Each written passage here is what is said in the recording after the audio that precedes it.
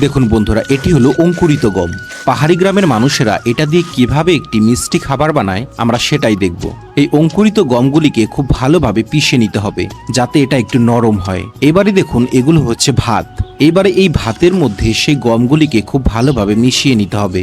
তারপর জল মিশিয়ে সারা রাতের জন্য ঢেকে রেখে দিতে হবে। তারপর ভাত আর গমের মিশ্রণকে একটি কাপড়ের পুটলির মধ্যে ভরে খুব ভালোভাবে রগড়াতে হবে। আর দেখুন এর রসটা বেরিয়ে আসছে। আর এবারে এই রসটাকে একটি কড়াইয়ের মধ্যে ঢেলে ফুটোতে থাকবো যতক্ষণ না পর্যন্ত গাঢ় তামাটে রং আসছে ততক্ষণ পর্যন্ত।